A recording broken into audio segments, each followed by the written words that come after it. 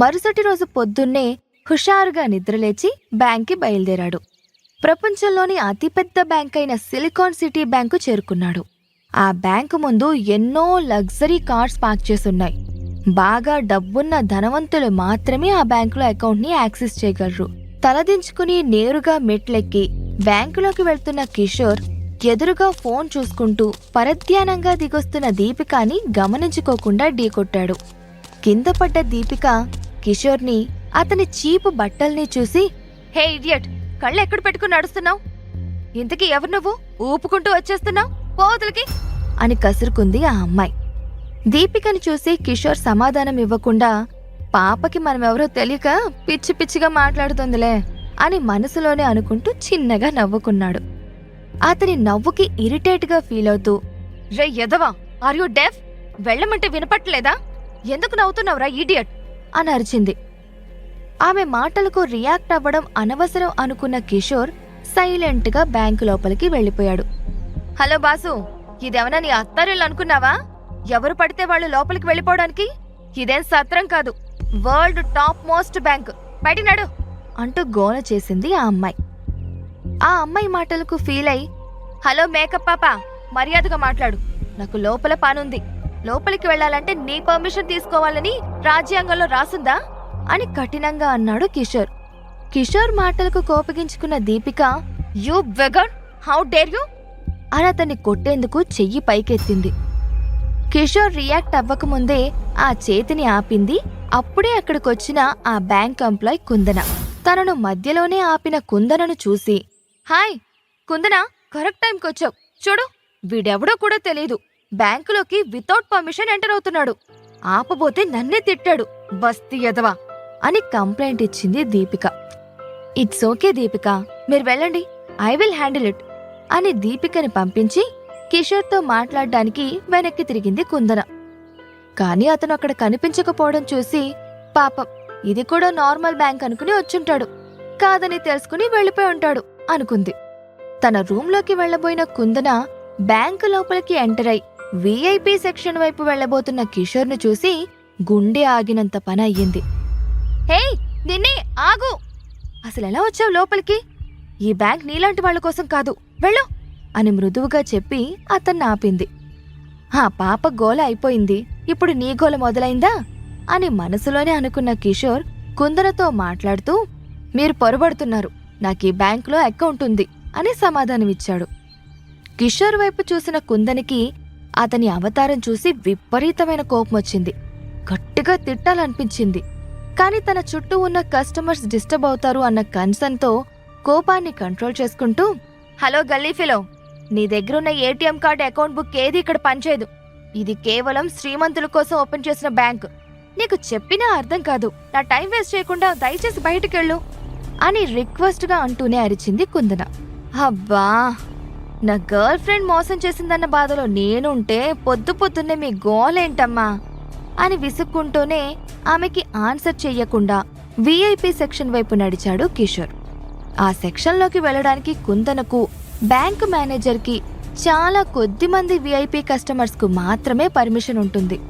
ఆ కస్టమర్స్ ఇందులోకి అడుగు పెట్టాలన్నా కూడా గోల్డెన్ కార్డ్ తప్పనిసరి. అందుకే కళ్ల ముందే తన మాటలు లెక్క చేయకుండా కిషోర్ లోపలికి వెళ్లేందుకు ట్రై చేయడం చూసి ఆమెకి ఎక్కడలేని కోపమొచ్చింది. హే, ఏం చేస్తున్నావు? చెవులు పనిచేయట్లేదా? ఆగు అని అరుస్తున్నా కూడా పట్టించుకోకుండా విఐపి సెక్షన్ డోర్ తెరిచి లోపలికి అడుగుపెట్టాడు కిషోర్. నేరుగా వెళ్లి ఎదురుగా విశాలంగా ఉన్న ఆ గదిలో సోఫాలో దర్జాగా కూర్చున్నాడు కిషోర్. కొంప మునిగింది. మేనేజర్ చూస్తే నా పని అంతే.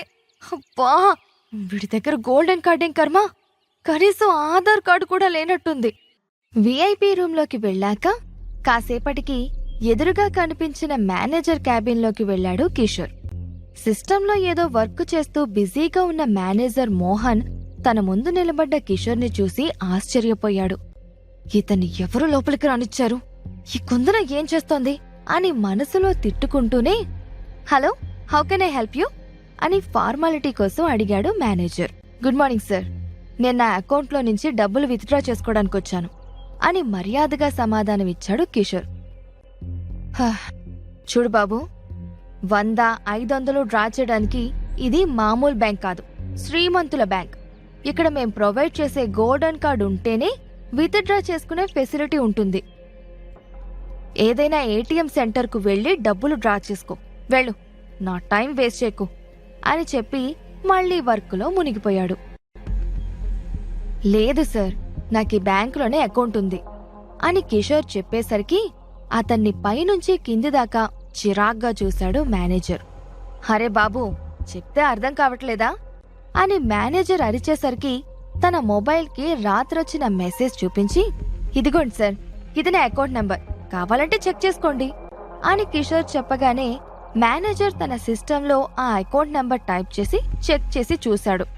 క్షణాల్లోనే అకౌంట్ నాట్ ఫౌండ్ అని డిస్ప్లే మీద కనిపించడంతో మేనేజర్ ఎగతాళిగా నవ్వుతూ, నీలాంటి వాడికి మా బ్యాంకులో అకౌంట్ ఉండదని చెప్తే వినిపించుకోవు అని ల్యాప్టాప్ని కిషోర్ వైపు తిప్పి చూపిస్తూ కుర్చీలోంచి కోపంగా పైకి లేచాడు.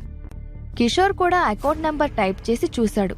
అయినా కూడా సేమ్ రిజల్ట్ రావడంతో యువర్ ఫినిష్డ్ అన్నట్టుగా చూశాడు బ్యాంక్ మేనేజర్.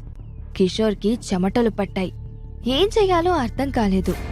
జాగ్రత్తగా చూస్తే ఆ account number alphabets, numerical numbers తో మిక్స్డ్ గా ఉన్నట్టు అనిపించి మళ్లీ మూడోసారి చాలా కేర్ఫుల్ గా టైప్ చేయబోయాడు.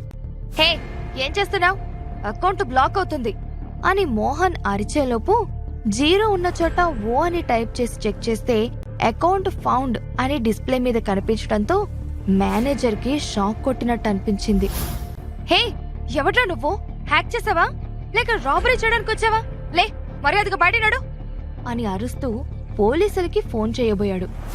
ఇంతలో కిషోర్, సార్ ప్లీజ్, మీ బ్యాంకులో ఫింగర్ ప్రింట్ వెరిఫికేషన్ సిస్టమ్ ఉంది కదా, కావాలంటే అందులో కూడా చెక్ చేయండి అని చెప్పాడు కిషోర్.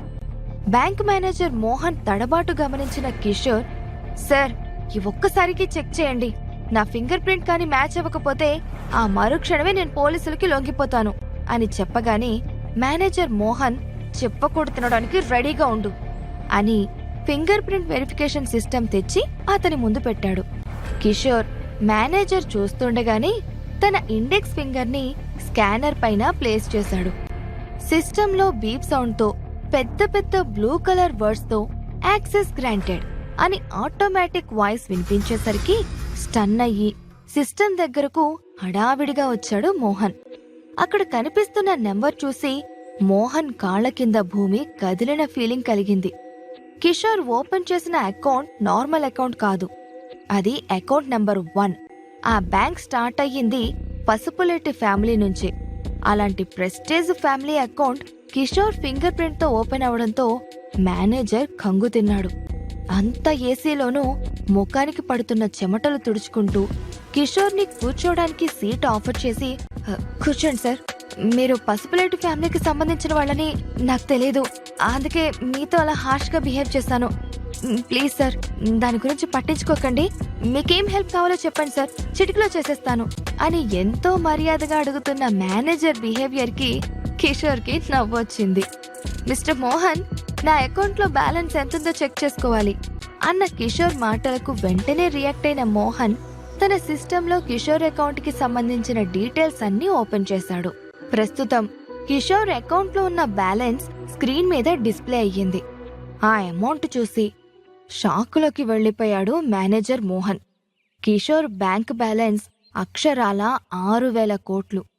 మోహన్ కంప్యూటర్ స్క్రీన్ పై ఉన్న తన అకౌంట్ బ్యాలెన్స్ చూసి, ఇంతేనా, ఇంకేమైనా డీటెయిల్స్ ఉన్నాయా అని చాలా క్యాజువల్ గా అడిగాడు. మిస్టర్ కిషోర్, ఒక్కసారి ఈ ఫైల్స్ ని గమనించండి, ఇవి మీ పేరు మీద ఉన్న అడిషనల్ ప్రాపర్టీస్. ఇదిగో చూడండి సార్, ఇది మా చెన్నై బ్రాంచ్ లో మీ పేరు మీద ఉన్న లాకర్ డీటెయిల్స్. లాకర్ నెంబర్ 206 లో 10 stocks of gold bars and 50 pieces of rare variety 10 carat diamonds భద్రపరుచున్నాయి.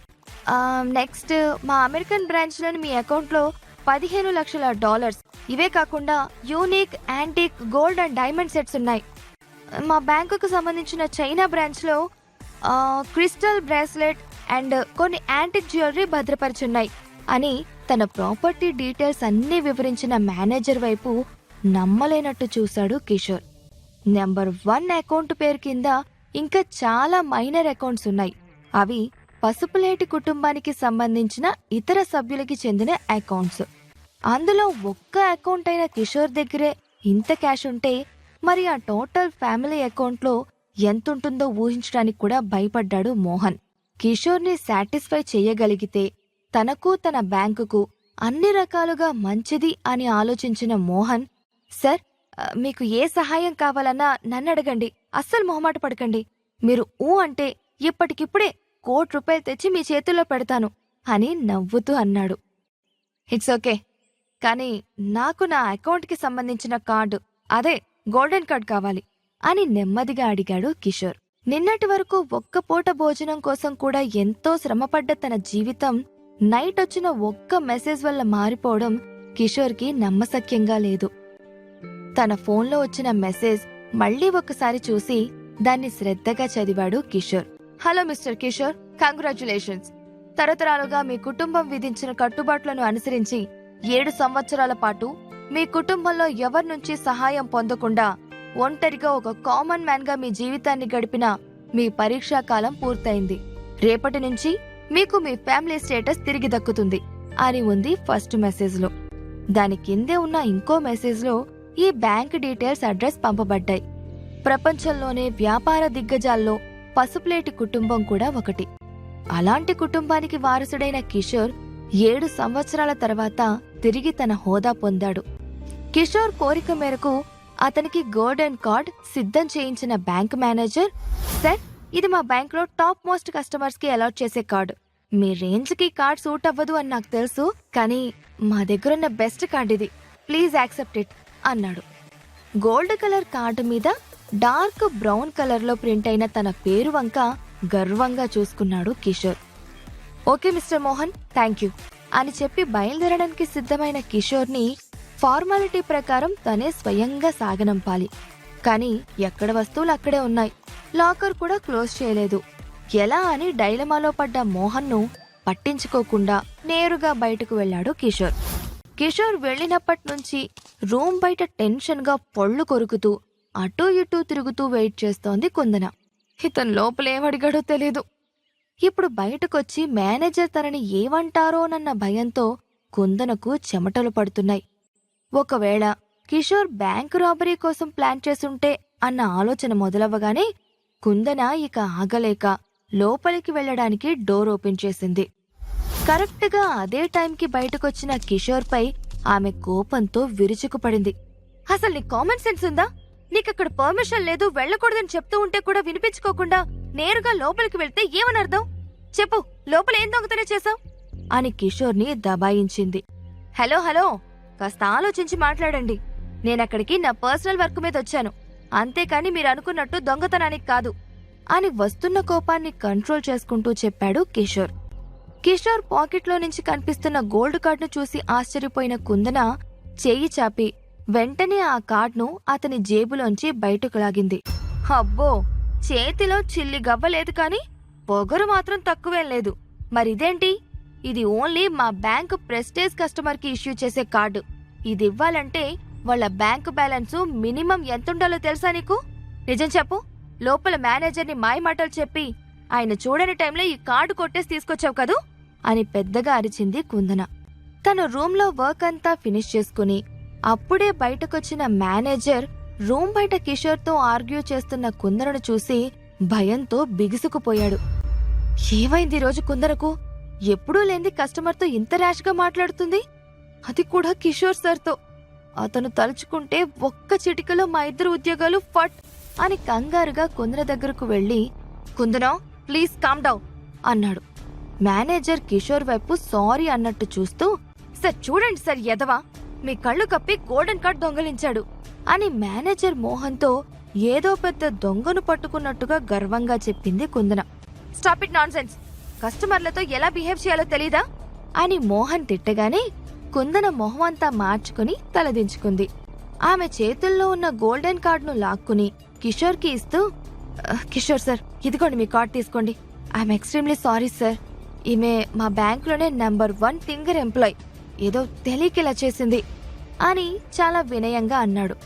Manager అలా అనడంతో కుందన పిల్లిలాగా అలిగినట్టు ముఖం పెట్టింది. 20 ఏళ్లు కూడా లేని మాసిపోయి బట్టలు వేసుకున్న కుర్రాడికి గోల్డెన్ కార్డ్ యాక్సెస్ ఉందా అని అక్కడున్న అందరూ ఆశ్చర్యంగా చూస్తూ ఉండిపోయారు. గోల్డెన్ కార్డ్ ఉందంటే మినిమం 30 కోట్లు ఉన్నట్టే. కాని కిషోర్ని చూస్తే అలా అనిపించట్లేదు. కిషోర్ ఇదేవి పట్టనట్టు, ఇట్స్ ఓకే బ్రో, మీరెందుకు సారీ చెప్పడం, మీ తప్పేం లేదు కదా అని మోహన్ కుందనల వైపు మార్చి మార్చి చూశాడు. వెంటనే మోహన్ కుందన వైపు చూసి, ఏం చూస్తున్నావు, సార్కి సారీ చెప్పు అని అరిచాడు. కుందన సిగ్గుతో తలదించుకుని సారీ సార్ అని క్షమాపణ చెప్పింది. కిషోర్ ఆమెకి సమాధానం కూడా ఇవ్వకుండా అక్కడి నుంచి వెళ్ళిపోతుంటే, కిషోర్ సార్, మీకేదైనా అవసరం ఉంటే వాట్సాప్లో ఒక్క మెసేజ్ పెట్టండి చాలు అని మళ్లీ చేతులు కట్టుకుని అడిగాడు మోహన్. ఇట్స్ ఓకే బ్రో అని అనేసి అక్కడి నుంచి వెళ్ళిపోయాడు కిషోర్. కిషోర్ లాంటి వ్యక్తి తనని బ్రో అని పిలవడం చూసి యాహూ అని ఎగిరి గంతేశాడు మోహన్. మేనేజర్ అలా అరవడం చూసి, ఏంటి మా మేనేజర్ గడికి ఏమైనా పిచ్చి పట్టిందా ఏంటి, తిక్కగా బిహేవ్ చేస్తున్నాడు అని ఆశ్చర్యపోయింది కుందన. కిషోర్ బ్యాంకు నుంచి నేరుగా కాలేజీకి వెళ్ళిపోయాడు. బట్టలన్నీ మాసిపోయి బొరదంటుండడంతో సిగ్గుపడుతూనే క్లాస్ రూమ్ లోపలికి అడుగుపెట్టాడు. అతను వెళ్లేసరికి ప్రొఫెసర్ ప్రసాద్ మూర్తి క్లాస్ తీసుకుంటున్నాడు. అప్పటికే లేట్ అవడంతో తల వంచుకుని వెనక్కి వెళ్లి కూర్చున్నాడు. అతన్ని చూస్తూనే ముఖం చిట్లించాడు ప్రసాద్ మూర్తి. వీడెప్పుడు ఇంతే, కాలేజ్కి ఎప్పుడైనా సరిగ్గా టైంకొస్తే కదా అని క్లాస్లోనే ఎవరో కిషోర్ని ఎగతాళిగా మాట్లాడారు. టైంకి రావాలంటే ఆటో ఖర్చులకైనా డబ్బులుండాలి కదరా అని వెటకారంగా నవ్వాడు మరొకడు. ఊరుకో మామా, మంచి డ్రెస్ కొనుక్కోవడానికి డబ్బులు లేనోడికి ఆటో ఎక్కడానికి ఎక్కడి నుంచి వస్తాయి డబ్బులు అని ఎగతాళి చేయగానే క్లాస్లో ఉన్న వాళ్ళంతా ఒక్కసారిగా గొల్లుమని నవ్వుకున్నారు. ఫ్రంట్ బెంచ్లో ఉన్న అమ్మాయిలు కూడా నోటికి చెయ్యి అడ్డు పెట్టుకుని మరీ నవ్వుకున్నారు. అది చూసి కోపమొచ్చిన ప్రసాద్ మూర్తి, సైలెన్స్, సౌండ్ వస్తే చెమడాలు తీస్తా అని వార్నింగ్ ఇచ్చి మళ్లీ క్లాస్ చెప్పడం మొదలుపెట్టాడు. కాలేజ్ మొత్తంలో కిషోర్ని మనిషిలాగా చూసేది ప్రసాద్ మూర్తి ఒక్కడే. అందుకే కిషోర్ లేటుగా వచ్చాడని కనీసం తిట్టకుండా తనలో తనే బాధపడ్డాడు. ఇప్పుడు అందరూ కిషోర్ని ఎగతాళి చేస్తుంటే కడుపు మండి వాళ్లకు వార్నింగ్ ఇచ్చాడు. ఇంకో అర్ధగంటలో తను చెప్పాల్సిన లెసన్స్ చెప్పేసి క్లాస్ ముగించి బయటికి వెళ్లిపోయాడు ప్రసాద్ మూర్తి. ఇన్ని ట్విస్టులతో కూడిన కిషోర్ లైఫ్ గురించి కంప్లీట్ గా తెలుసుకోవాలంటే మీరు నెక్స్ట్ ఎపిసోడ్స్ వినాల్సిందే. ఇంకా ఆలస్యం ఎందుకు, ఇప్పుడే డౌన్లోడ్ చేసుకోండి పాకెట్ FM.